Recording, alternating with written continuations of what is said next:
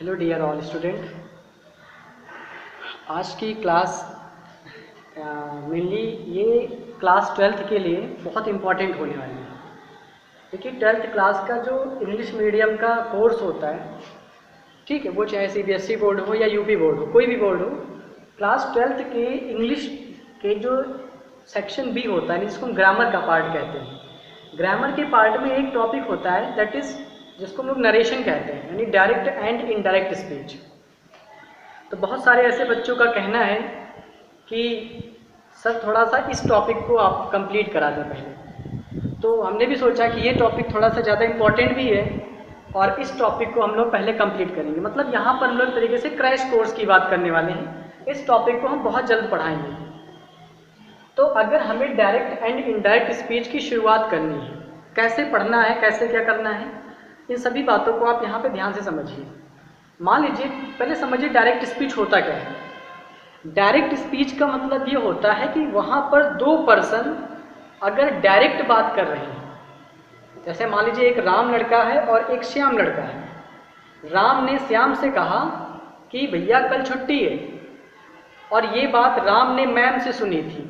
तो अब राम क्या कर रहे हैं, राम मैम की बात को श्याम को बता रहे हैं। इसका मतलब ये इनडायरेक्ट स्पीच हो गया मैम की बात का और जिनको बताया जा रहा है। डायरेक्ट स्पीच मतलब जहाँ पे डायरेक्ट बात हो जाए। मैम ने राम को डायरेक्ट बताया था कि कल छुट्टी है, तो मैम और राम के बीच में डायरेक्ट बात हो रही है तो डायरेक्ट स्पीच माना जाएगा। और जब मैम की बात को राम किसी नेक्स्ट पर्सन को पहुँचा रहे हैं तो मैम की बात थर्ड पर्सन पे जा रही तो वो इनडायरेक्ट स्पीच हो जाएगा। मतलब इसको अगर हमें समझना है कि मान लीजिए एक लड़का एक्स है और एक लड़का वाई है और एक लड़का जेड है।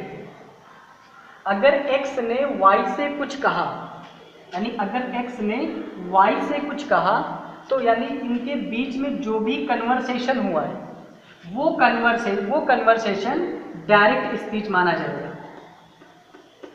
ठीक है। अब क्या हुआ, इसी y ने x की बात को आगे बढ़ा दिया, यानी इस y ने क्या किया, x की बात को आगे बढ़ाया। तो अब ये x की बात z तक पहुंच गई, और जब x की बात z तक पहुंच गई तो ये बन जाएगा इनडायरेक्ट स्पीच। समझ आ रही बात। यानी आपने मान लो व्हाट्सएप पे कोई मैसेज टाइप किया और आपने खुद अपने आप से लिखा गुड मॉर्निंग, और वो आपने अपने भैया को भेजा, तो तुम्हारे और भैया के बीच में जो मैसेज है वो डायरेक्ट स्पीच का काम करेगा। अब भैया ने क्या किया, उसी मैसेज को कॉपी किया और नेक्स्ट को भेज दिया। तो जो यानी जब नेक्स्ट पर्सन के पास मैसेज पहुंच गया तो नेक्स्ट पर्सन और ये भैया जिन्होंने पहले भेजा था टाइप करके, वो इनडायरेक्ट स्पीच में आ जाएंगे। तो डायरेक्ट और इनडायरेक्ट स्पीच का मतलब आपको थोड़ा सा आइडिया लगा के रखना है होता क्या है। इसके बाद हम बात करें, अगर एक डायरेक्ट स्पीच का सेंटेंस हमें दिया गया तो वो कुछ ऐसे होगा डायरेक्ट स्पीच का सेंटेंस। और अगर हमें डायरेक्ट स्पीच के सेंटेंस को इनडायरेक्ट में बदलना है तो हम कैसे शुरुआत करेंगे, कैसे क्या करेंगे। तो हमने सबसे पहले क्या किया है, एक बिल्कुल बेसिक सा सेंटेंस लिया हुआ है। पहले हम आपको बिल्कुल बेसिक सेंटेंस बताएंगे, फिर इसमें कैसे कैसे आगे आपको बढ़ना है वो सारी बातें यहाँ पे करेंगे। तो अगर एक डायरेक्ट स्पीच का सेंटेंस हमें दिया गया तो सबसे पहले डायरेक्ट स्पीच के सेंटेंस में अगर हमें डायरेक्ट स्पीच के सेंटेंस को इनडायरेक्ट में चेंज करना है तो उस कंडीशन में हम टोटल 5 चीज़ों को परिवर्तित करेंगे। अब वो 5 चीज़ें कौन कौन सी होंगी, तो 5 चीज़ें कौन कौन सी होंगी। एक होगा reporting verb, the first one is reporting verb. हमें रिपोर्टिंग वर्ब चेंज करनी पड़ेगी। नेक्स्ट कहाँ पे चेंज करेंगे, नेक्स्ट चेंज होगा कनेक्टिंग वर्ब,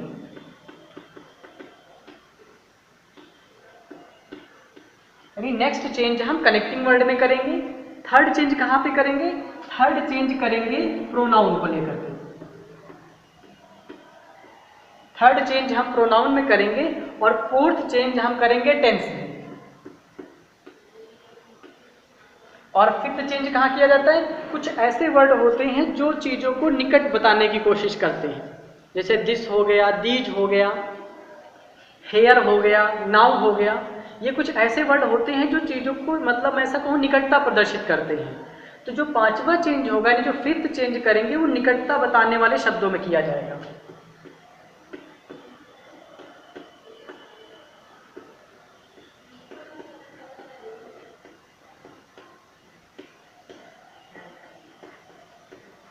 तो फिफ्थ चेंज हम निकटता बताने वाले शब्दों में करेंगे। अब अगर हमें एक डायरेक्ट स्पीच के सेंटेंस में ये 5 चेंज करने हैं तो आप चेंज तभी कर पाओगे जब आपको डायरेक्ट स्पीच के सेंटेंस में ये 5 चीज़ें पता होंगी। जब तक आपको ये चीज़ें पता ही नहीं हैं तब तक आप कैसे चेंज कर पाओगे। तो अब हम क्या करेंगे, अगर हमें एक डायरेक्ट स्पीच का सेंटेंस दिया गया तो उसमें ये सब चीज़ें होती कहाँ पे हैं, अब हम इनकी बात करने वाले हैं। तो अब देखिए कैसे शुरुआत कर रहे हैं।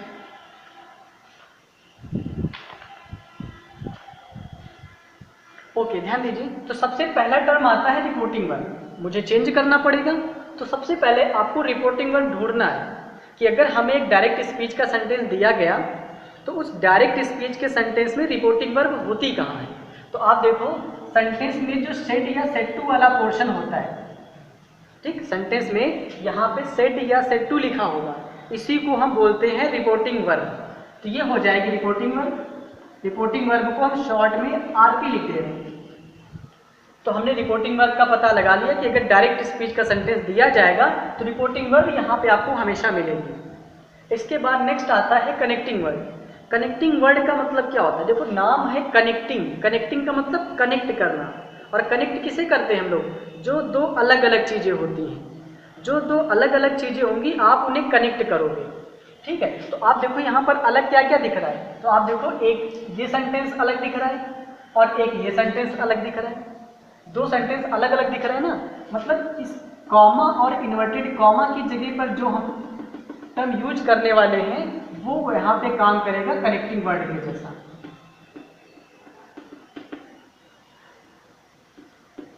तो ये यहाँ पर कनेक्टिंग वर्ड बनेगा जाकर के।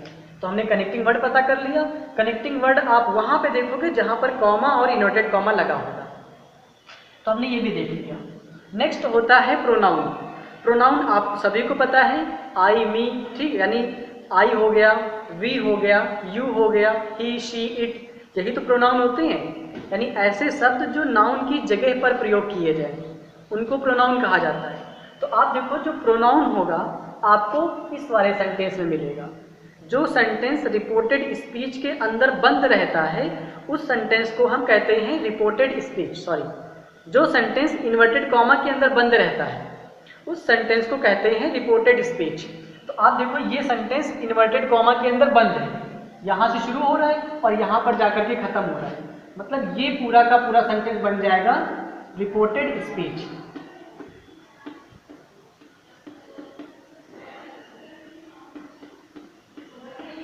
तो हमने रिपोर्टेड स्पीच देख लिया। अब ये जो प्रोनाउन है आपको ये प्रोनाउन रिपोर्टेड स्पीच का ही देखना है। तो रिपोर्टेड स्पीच में देखो यहाँ पे आई लिखा है, यहाँ पर सेंटेंस में मी हो सकता है या यू हो सकता है, वी हो सकता है, कोई भी प्रोनाउन हो सकता है, मतलब आपको यहाँ पर भी चेंज करना पड़ेगा। तो यानी यहाँ पर हमें मिल गया प्रोनाउन।